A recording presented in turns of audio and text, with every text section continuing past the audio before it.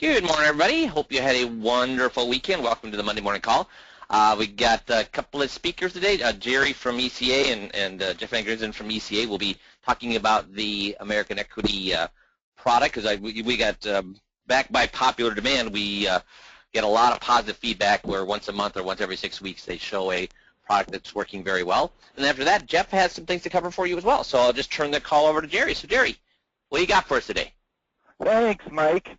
So, just like Mike said, we like to, from time to time, we like to show different products that seem to be a good fit for different advisors. And a lot of you may have already heard about this already, and it's from American Equity. So I just want to preface this too as well. This doesn't mean that what you're currently using, if you're using another product, there's something wrong with that. We just like to, different products fit different needs. And so if we see something that we think we should bring to the masses, that it brings great value, we want to make sure that you guys are aware of this. And this may not be the perfect fit for your situation, but it's something that at least I think everybody should be aware of. So this product comes from American Equity, and a lot of you guys are pretty familiar with American Equity. One of the reasons I like American Equity, they're A-rated carrier, but I know for anyone who's been working with American Equity in the past, that they have great service. They're a real family-orientated type company, and they're just a dream to work with. So this is American Equity, and this is the Choice Series. So these are a couple fairly new annuities that they came out with. They have a 6-year product, a 8-year product, and a 10-year product. So this is the Choice Series annuities with a optional lifetime income benefit rider or a well-being rider on there as well. And we'll just kind of continue to move ahead here. What I actually really like about these American Equity products is there's a lot of products out there that have income riders on it. There's a lot of choices. This just happens to have it on there. But particularly what I like about the American Equity products is I'm always looking for real good products that give some growth potential to our clients. So I think that's what the Choice Series does. So real simple product. That's one other reason why I like it too. The easier it is for you guys to understand, the easier it is for a client to understand. That's always going to be a huge thing for you guys. So we want things that are simple for people to understand, and this is about as simple as it gets. So the crediting options are really easy. We have a fixed interest account. We have your S&P 500 annual point-to-point with a cap. Everybody should know how that works. That's the most standard, the most used strategy that's used out there in the industry. Then we have an S&P 500 annual point-to-point, and this is uncapped with a participation, and we'll talk a little bit more about that. And then we have the S&P 500 monthly point-to-point with a cap.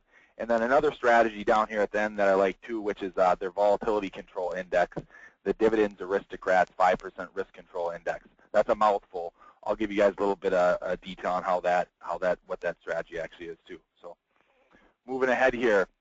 So like I said, S&P 500. The S&P 500 Dividends Aristocrats. I'll just touch on that real quick here. What that is that's if any of you guys are familiar with, AIG has one, but real popular last year was Allianz. They had a strategy called the Barclays Dynamic Balance. That was a volatility index, and so this is American Equity's version of that volatility index. And what it is it's the S&P 500 Dividends Aristocrats. And so what they do is they rebalance the portfolio on a quarterly basis, and the Dividends Aristocrats, what that is that's made up of the S&P 500, and it's 25 companies from the S&P 500 that have consistently increased their dividend.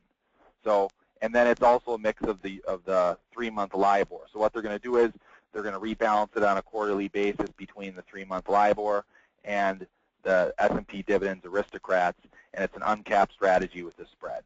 If anybody has any any more questions after the call, we can talk about that. So let's get in and we can look at actually why we like this product for accumulation. We can look at and see what those caps are. So like I said, this is the Choice Series. We have Choice 6, we have the Choice 8, and the Choice 10. What's that mean? The Choice 6 is a 6-year product, Choice 8 is an 8-year product, and the Choice 10 is a 10-year product. So depending on what you need, you have a product. They're all very similar, just a little bit longer or a little bit shorter, and depending on how long you're in it, the longer you're in the product for, the more favorable the rates are going to be. So looking at the Choice 6, we have 35% participation on an uncapped basis, 4.5% cap, monthly point-to-point, and then the volatility index is uncapped with a 1.75 spread. So for anybody who doesn't know what a spread means, what a spread is, don't want to be confused with literally a fee. It says asset fee on here, but it's a spread. So what that means is 1.75, what it means is the first 1.75 the insurance carrier keeps, we get everything after that. So if the account does 0, it doesn't mean we get charged 1.75.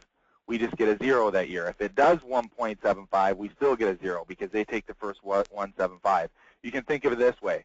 You get everything after 1.75, and on a cap, like the annual point-to-point, you get everything up to 4.5. So that'll explain that. And then we have the choice 8, 40% participation on an uncapped S&P 500, a real strong annual point-to-point at 4 3/4, and then 1.5 on the spread and 1.9 on the monthly point-to-point. But what I really am excited about is if we look at the choice 10 here. So the choice 10 gives us 5% annual point-to-point, a 2% monthly point-to-point, and their volatility index is a real low spread of 1.25. But the strategy that I really want to bring to everybody's attention is the S&P 500 annual point-to-point uncapped with participation. So we're looking at this choice 10. We have a 50% participation. What that means is we get 50% of the upside of the S&P 500 with none of the downside. So that's 50% of the upside, none of the downside. So to give you guys a little bit of an idea what that looks like, I have some examples that I can show you that'll kind of make it a little bit more real for you. But I kind of want to talk about this first. And Mike goes over it, and I'm and this is kind of a, when we look at fixed index annuities, what are we really trying to accomplish with it? So we're working with retired folks here. So between those years between the 30s, the 40s, and the 50s. Okay, you know what? Before you do that now, I'm going to go ahead and I want to see some answers to this. So what is the purpose of the fixed index annuity, guys?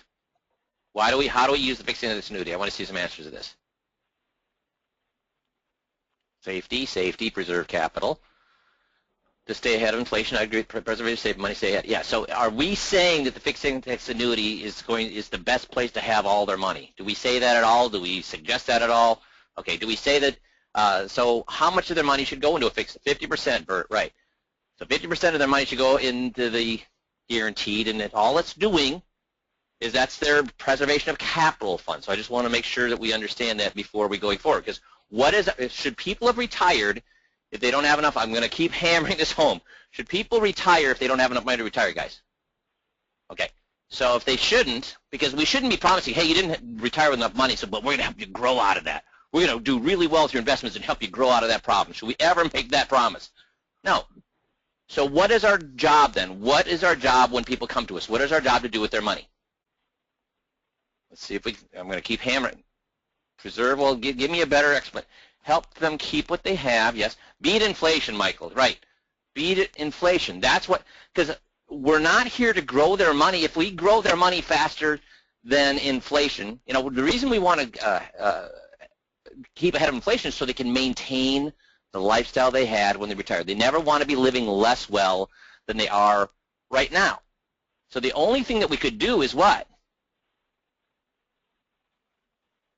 Because if we get them more than that, will they change their lifestyle? Are they going to buy the that Lamborghini they were looking at? Are they going to sell their home and buy a bigger home? Are any of them going to change their lifestyle if we get them more than keeping their lifestyle where they're at right now? No. So, well, I wouldn't say probably not. I'd say not. Because if they sell their house today, guys, if we get them a higher rate of return and they sell their house today and buy a bigger house, what could happen next year? And then they're stuck with this huge house that they can't afford.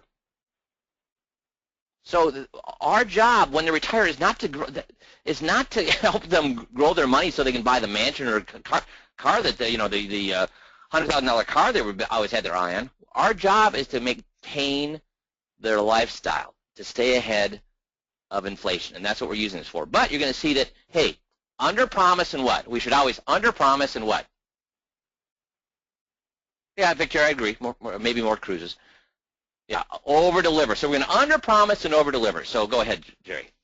So let's look at, this is why I really like this product, because I love something where we're always looking for opportunities here where we can under-promise and over-deliver. So great point there. So first thing I want to look at to give you an example of this uncapped with a participation is, let's look at the slimmest options that we have here. Let's look at a 35% participation uncapped with no spread here on the Choice 6.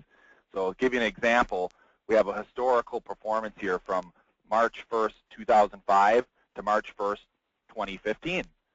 And we can look here, we're getting 35% of what the market does. Right here I have, this is our 35% participation, and over here on the right is our S&P 500, just as if the money was in the market. So we can see there were some gains here, and then we had some losses. We, with an index annuity, we have downside protection, so no losses. And this is over 10 years. So over 10 years, the annualized rate of return was 4.63. So would 4.63 help us stay ahead of inflation? Pretty good. The market did 5.69 over this period of time. So even with 35% participation, our clients are able to get a darn good return with that. And I'm going to jump in there too, Jerry. Yeah. So this is against the S&P 500, and you've heard me rail on this more than you probably care to. But that's what the S&P 500 did. So how many managers beat the S&P 500? Most or less than most? Next to none. So this is basically saying what? That, how close is this? We're not that far apart. So this is 4.63 versus 5.69. 5.69 is the very best of managers. So that's not too far apart from the very best of managers. So go ahead, Jerry. Yeah, and one of the exciting things, when you're looking at this too, in this year here, where the market loses 44%, who sleeps easier if you have it in the S&P or over here in the index annuity? Because a lot of times, we like to think everybody's going to ride out the S&P 500 and then ride it right back up. But a lot of times that's not the case. And so over here on the left side, they were able to sell out when the market was high and then buy back in again when it was low in year 5 and get that. And I'm going to jump in there again because, guys, here's the thing. It's very difficult to get out when the market's down because you think it's going to what? Bounce back up.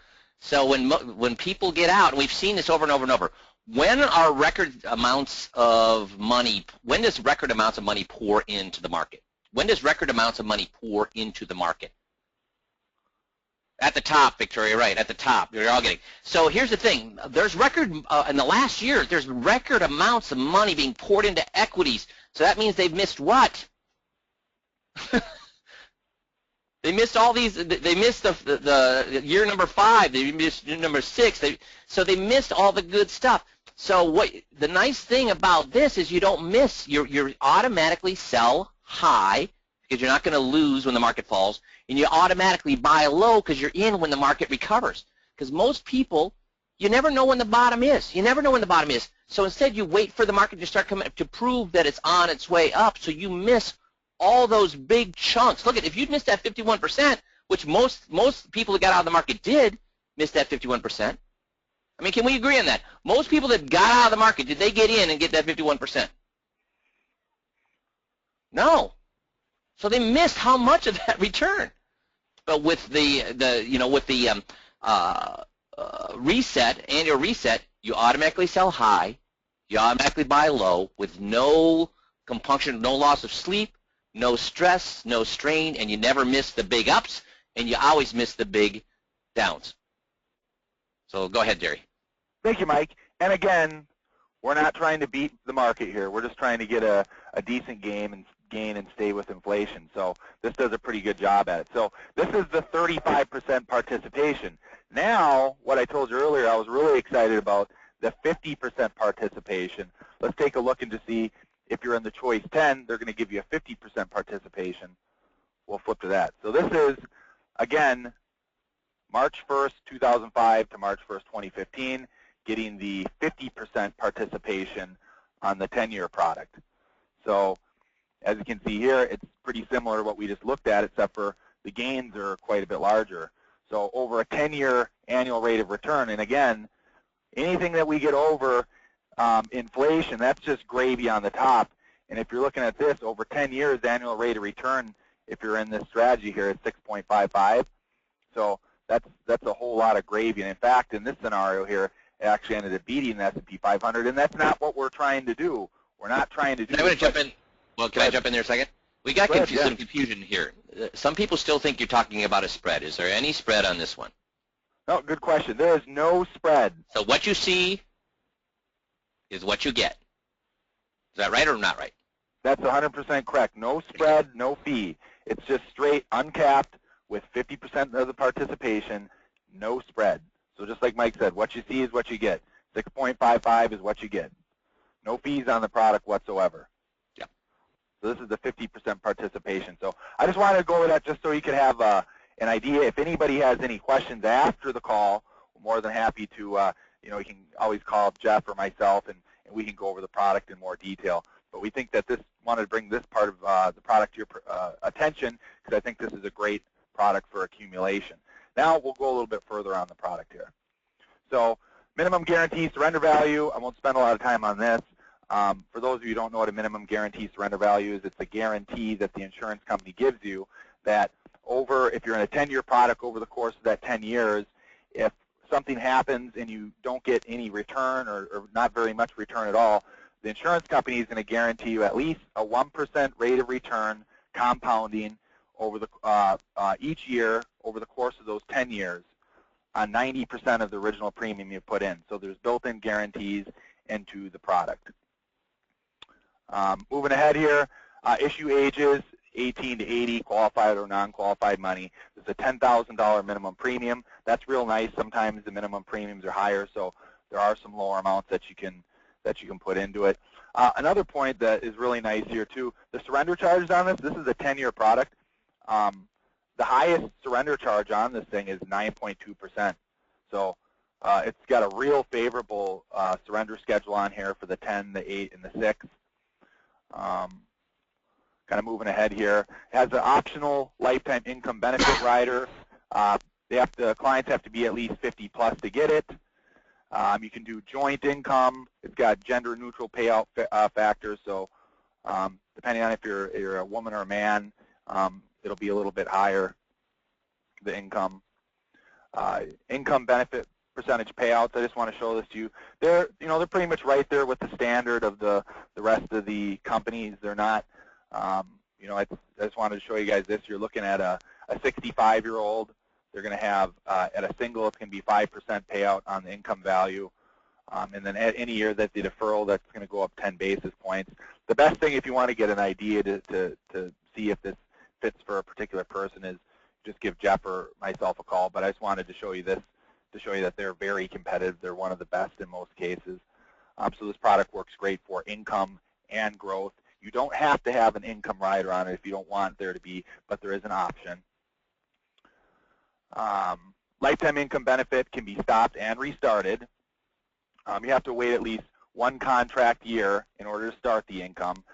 It has a step-up feature on it, and the client can choose to have their payments monthly, quarterly, semi-annually, or annual. And I'll talk a little bit about the step-up feature. It's just kind of an interesting thing that I think everybody would want to know, being this does have some good accumulation potential. So with the step-up feature, how it works is you have your income account. Now, the income rider on this product rolls up at a guaranteed 7% a year.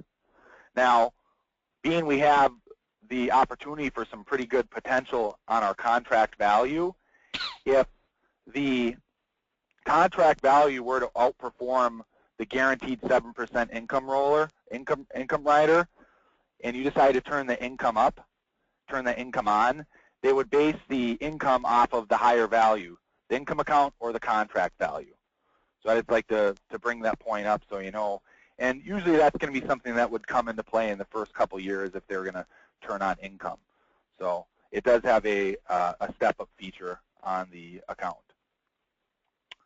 And then just like I was saying here, the lifetime income benefit rider, it's ages 50 and above. It's a 7% guaranteed roll-up. The rider fee on that is 90 basis points, and that's deducted from the contract value on an annual basis as long as the rider is in force. So 7% roll-up, that's pretty high. And then here's one of the other features that's, why I like it is they do have a well-being rider on this product as well. So they have it's a 7% roll-up, just like I said. If you want the well-being rider on it, you're just going to pay. They want to know. Yeah. Some people want to know: is that 7% simple or compounded? Do you know? Oh, that's a great question. I'm sorry I didn't say it. It's 7% compounding. Okay, perfect. So that makes it one of the top roll-ups there. So, and what it is it's a 14% roll-up. So it's 7 and 7. You get to reset it at year 7. So it's actually 7% compounding for 14 years on this product. So now moving on to the well-being rider.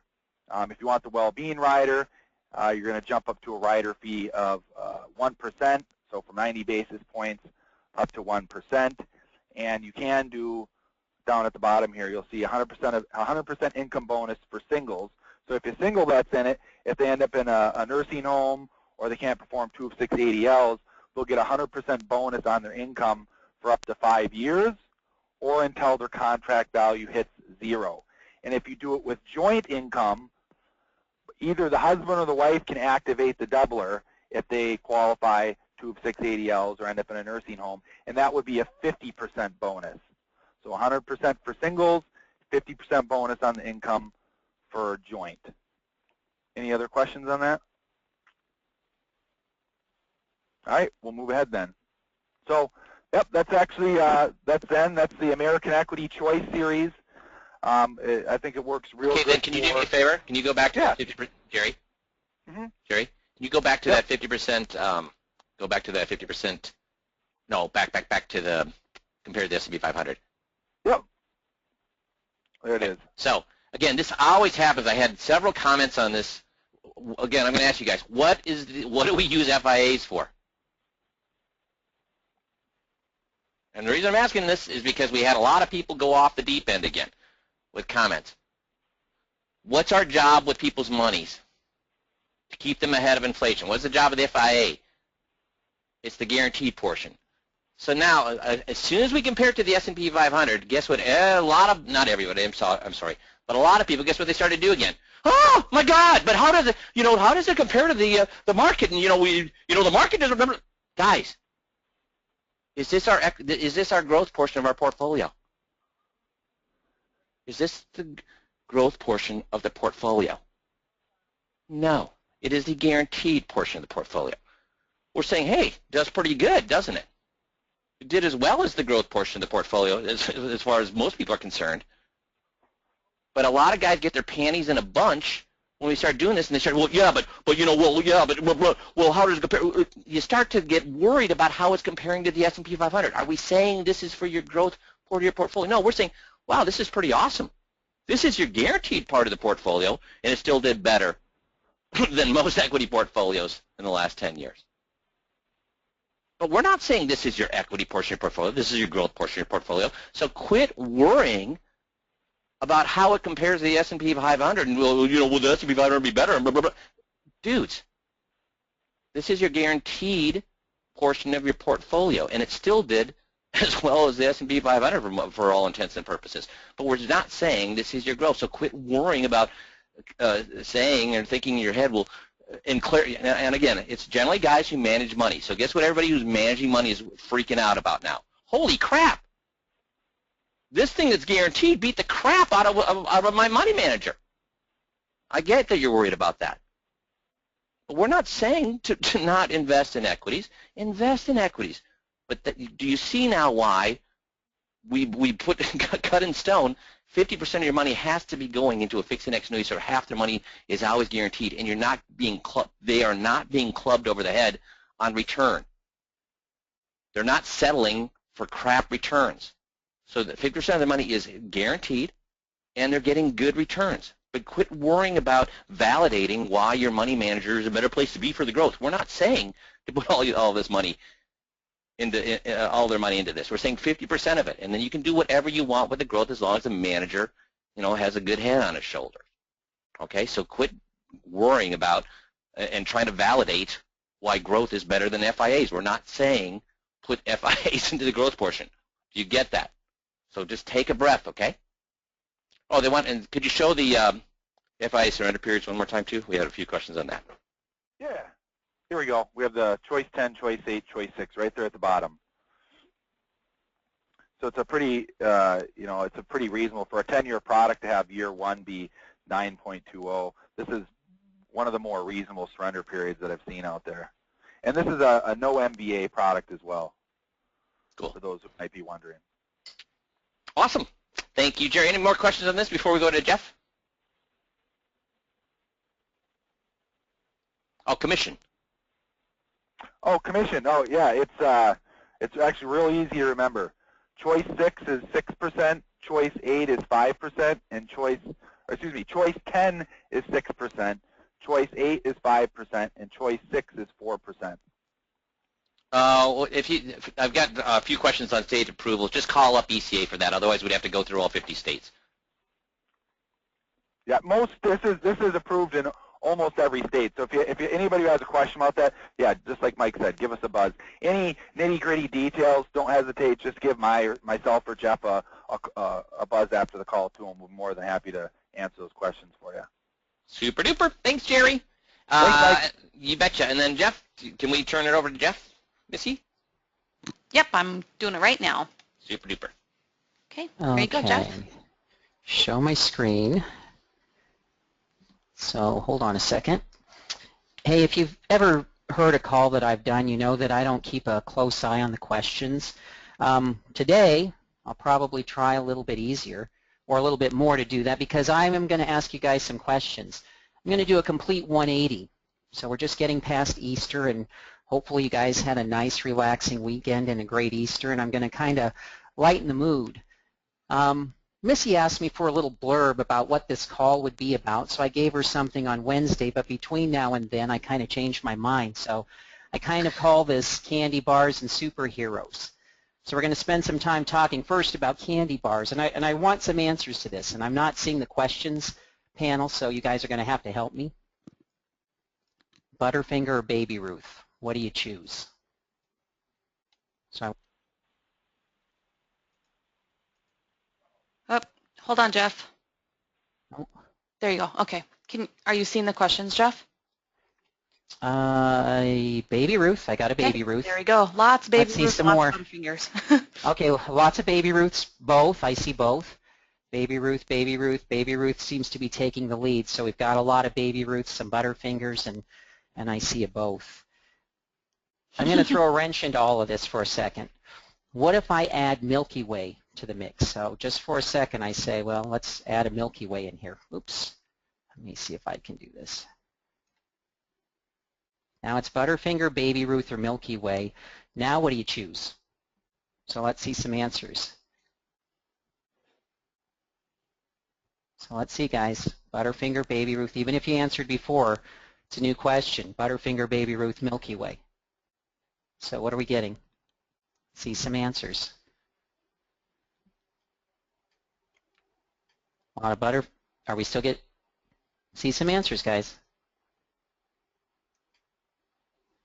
So Butterfingers, Baby Ruths, some Milky Ways are coming in. All of the above, none of the above. Who cares? I like who cares. That's actually a valid answer because I think a lot of people on the call are probably thinking, well, this is, I mean, who really cares?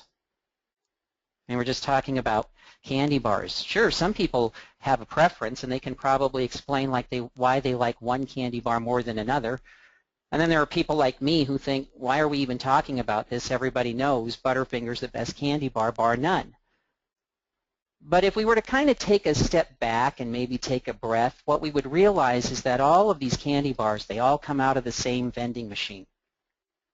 And the vending machine, if we looked at it, we would see it's got a lot of candy bars, more candy bars than the 3 we talked about here today. Now, I've seen people stand there looking at all the candy bars in the vending machine and weighing all their options, trying to make sure that they pick just the right candy bar. They're just kind of weighing the pros and cons. It's kind of like being behind the guy at McDonald's who stands there and studies the menu, and you think to yourself, dude, It's McDonald's. Don't tell me you haven't been here before and seen the menu. Just pick something.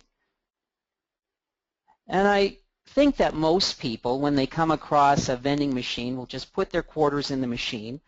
They'll go ahead and make their choice, and then they'll just go on with their day. And I hope that you guys see that trying to figure out which candy bar is better, it's silly. It's pointless. And it isn't going to lead to anything or make any kind of difference. But here's the problem. I think a lot of us on the call think that we have a better candy bar. And we're convinced that we have a better candy bar. And we've staked everything on the idea that we have a better candy bar. We've discovered the candy bar. So what do I mean by that? Well, I think that a lot of us, our goal is to prove to people that our candy bar is sweeter, or that it's got better returns, or it doesn't lose money in down markets, or whatever. But at the end of the day, all we really have is another candy bar in the same old vending machine. Now, some people will have a preference. They could explain why they like one thing better than another. But I think, like most of you at the beginning of this call, most people think, well, a candy bar is a candy bar. And so they'll put their quarters in the machine, they'll make a decision, and they'll go on with the rest of the day. I'm not saying you can't make money selling candy bars. I'm sure you can. I just wonder if you can get rich doing that. And I think there's going to be a point where you're kind of plugging along and you think to yourself, man, selling candy bars, it's kind of hard even to get ahead. There's a joke about this Wall Street hotshot, young guy, athletic, fit, smart, all the right credentials, and he decides that he's going to take a vacation. So some friends of his tell him, you know, we like to do a little duck hunting down in this hunting preserve in Texas. So he goes along. And he's out there hunting for ducks, and he sees one, and so he shoots it, and it falls just on the other side of the fence of the preserve. It's just a little waist-high wooden post fence, so he figures I'll just walk over there, climb over the fence, and grab my duck. Well, there's a farmer on a tractor on the other side of the fence, and he sees the duck fall, so he starts making his way over there, and as the guy gets ready to climb over the fence and grab his duck, the farmer yells out, whoa, whoa, whoa, whoa, that's trespassing. That duck's on my property. That's my duck.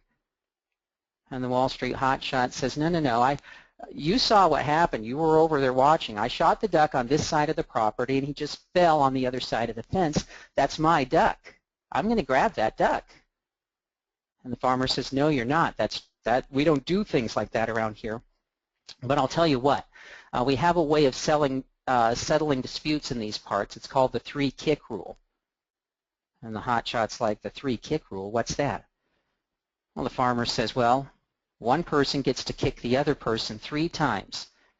And then the other person gets to kick them 3 times, and you just keep going back and forth until somebody gives in.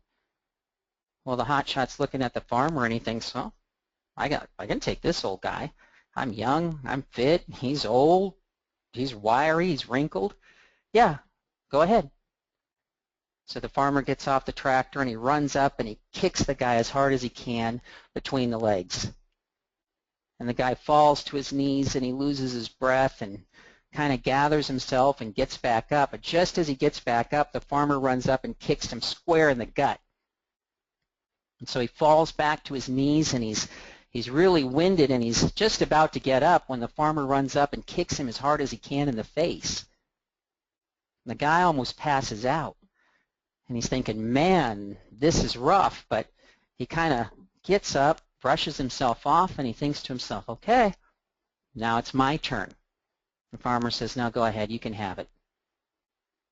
Now, we like that joke, and it's funny because at the end of the day we realize, you know, we've just been arguing over a duck.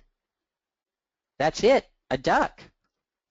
And the hotshot should have known better. He should have known that, you know what, who cares? Who cares if he takes it or I take it? It's no big deal. And sometimes I think we get into arguing about things that at the end of the day don't really matter. And I ask myself sometimes, why do I care if there are guys on the call who insist on going down this dead-end road and pretending that they have a better candy bar and trying to convince people that they do. Well, I do care. And everybody here at 5Q and at ECA, we care about you guys. But more than that, we've begun to realize that if you insist that you have a better investment, if you fool yourself and convince yourself that you have a better investment, then what happens is the 21-point checklist becomes nothing more than a party trick to get people to look at your investments. It's just another thing you have to do to get people to move forward so that they'll look at your candy bar. And guys, you know, if you've ever heard me talk or you've heard Mike talk, it's way, way more than that. And if you've gone through the 21-point checklist walkthrough with me and we looked at the software, we kind of talk about this a little bit. Suppose I ask people, you know, this is a long meeting. It's long for a couple of reasons. One, we're covering a lot of different topics here. And so it's going to be long just because of the sheer number of topics that we're covering. But two, again, you know that one of the things that we coach you guys to do is to get people to put things in their own words. So we can't tell them what to think about these things. They have to tell us, and they have to put it in their own words. And so I always tell you guys, I wish I could camp outside your office because this meeting can be an hour and a half, 2 hours long, and interview people as they came out. Because I'd only ask them one question. I'd ask them, I'd say, you know, you were in with John for a really long time. What all did you guys talk about?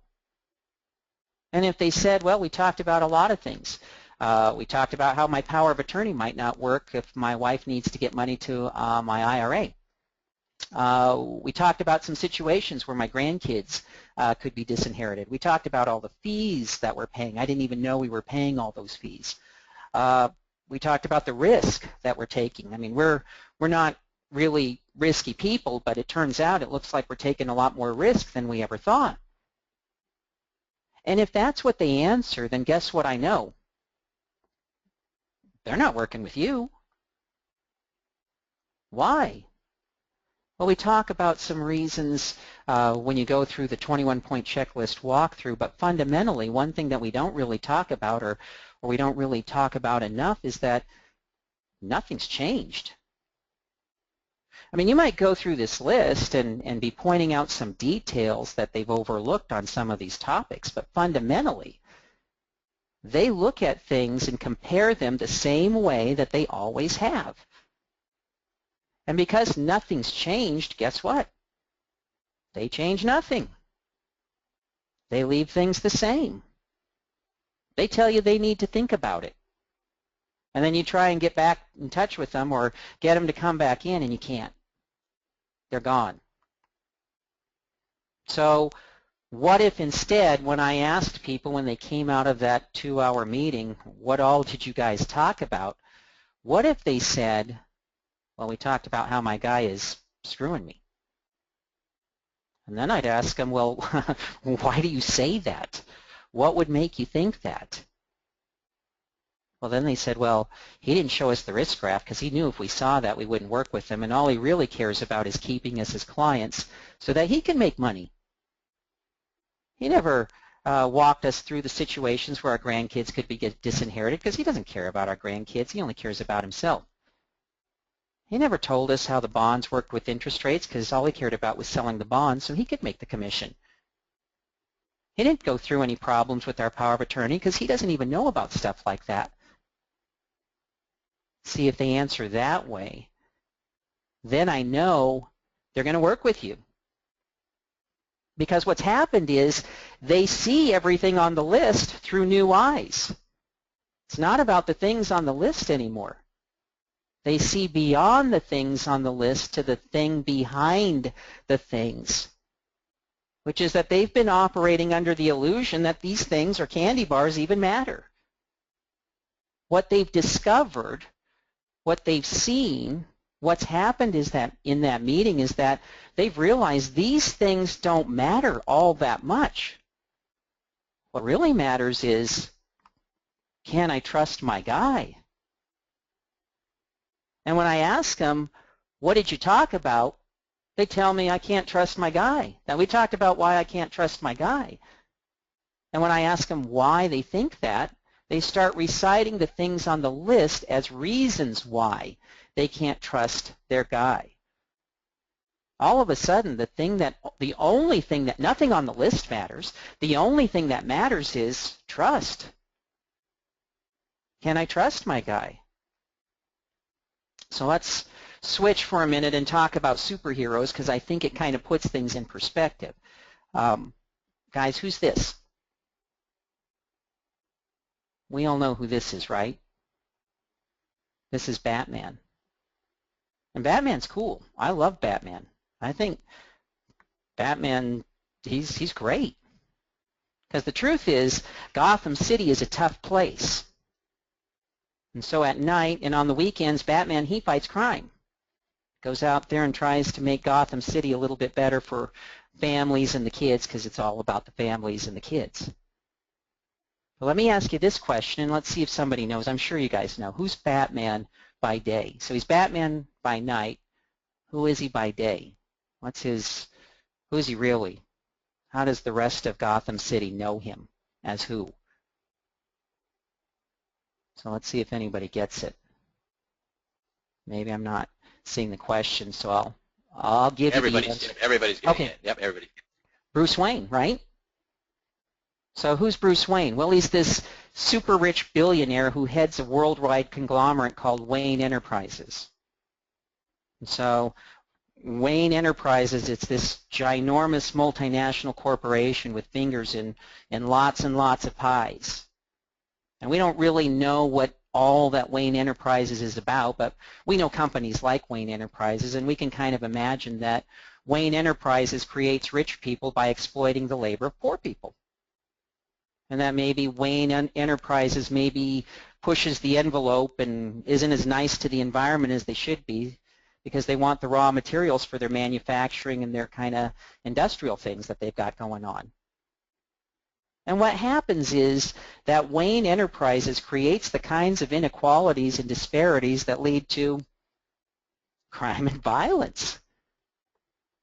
The very crime and violence that Bruce Wayne then has to go out and fight as Batman. And get this, in spite of his Ivy League education, he doesn't even see the irony in all of that. Now, don't get me wrong, I love Batman. I think Batman's cool, and if I walked into a room of 12-year-olds watching Batman movies or reading Batman comics, I wouldn't have a problem with that. But can we agree that Batman kind of goes about things the wrong way? That if he really cared about crime and violence, he would spend his days confronting the source of crime and violence. And instead of running Wayne Enterprises, he would run a nonprofit that makes microloans to people in Indonesia. So what does any of that have to do with us? Well, the 21-point checklist isn't a party trick. It's not a way to get them from their investments to your investments. It literally changes and transforms the way that clients see things. See, the things on the list all of a sudden don't matter as much as the thing behind the things on the list, which is trust. Can I trust my guy?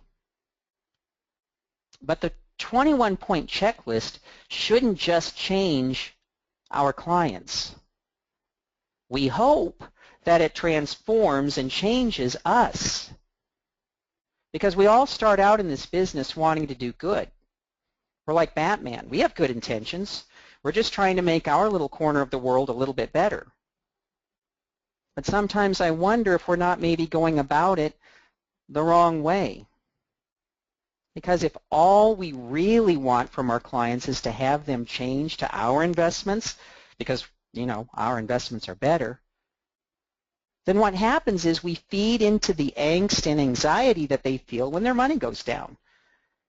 Unless you think I'm just talking to the guys that are money managers or that put a lot of their clients' money in the market, I could actually restate that and say if all we really want from our clients is to have them change to our investments, because of course our investments are better, then what happens is we feed into the angst and anxiety they feel when their money doesn't go up as much as their neighbors?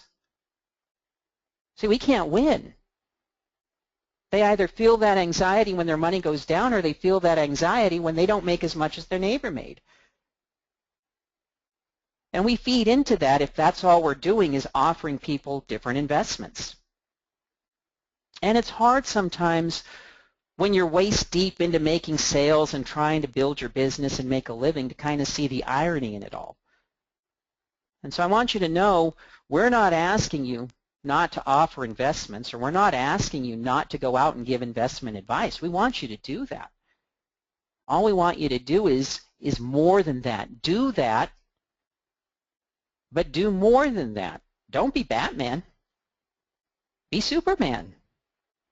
Be the Kansas farm boy who stands for honesty and trust and integrity, and you do that by using the 21-point checklist not as a trick to get people from point A to point B, which are your cool investments and candy bars, but by using the 21-point checklist as a tool that uncovers the lack of honesty and trust hidden behind the things on the list. I mean, really, the way we should be looking at the 21-point checklist is as a tool, like a shovel, that uncovers trust issues. And what happens is when you, as advisors, see behind the things on the list to the issue that really matters, which is trust, when you can see that, when you buy into that, and you're able to present that, what happens is that empowers and enables your clients to see behind the things on the list to the only thing that matters, which is trust. And they begin to see you as that champion of honesty and integrity. They look at you and think, you're Superman. And that's why they work with you. They don't work with you because you have a better investment. They don't work with you because you have alternative strategies. They don't work with you because you can get them a little bit more income. They work with you because when they look at you, they don't see Batman, they see Superman. That's why they work with you. And so our challenge to you as you kind of go forward through the rest of the week or the rest of the month is that as you prepare your 21s this month and you go into those meetings, try to be Superman. Try to look beyond the things on the list to the thing behind the things, which is trust. And you guys have to see it before your clients can see it. If you don't see it, you can't get them to see it. So we're always kind of prodding you and poking you, trying to get you to see that the 21-point checklist is really about trust. It's about uncovering trust issues. And when you can do that, when you can see that, then you can help other people to see that. And when they see that, they look not only at their guy differently, but they look at you differently. And it's not the difference they see when they look at investments that causes them to change. It's the difference they see when they look at the two of you side by side. It's not that they see that their guy isn't doing a good job. Maybe he is, but he's going about it the wrong way. You, on the other hand, you understand what's important. You get that it's about trust and integrity and honesty, and that's why they make that change. So we'll continue to hammer on you guys about all of that kind of stuff. And we're here to help you to prepare those 21-point checklists so that when you go into those meetings, you have a good chance of getting them to see and make that transformation. Because I guarantee you, if they see that, they will choose you each and every time. Questions? That's all I've got. Well, I think that was great. I think that was fantastic, Jeff. We're not, Batman's all about his gadgets, and Superman's is about truth truth, justice, and the American way, and that's what we do. I didn't know you had such a big chip on your shoulder about Batman, but that's Yeah, and like I say, don't get me wrong, I love Batman. Batman's cool. I still watch Batman. I love Batman. I just think sometimes I come at it from a place of love. So Batman's cool with it. So I think those are awesome points. The 21-point checklist is not a party trick.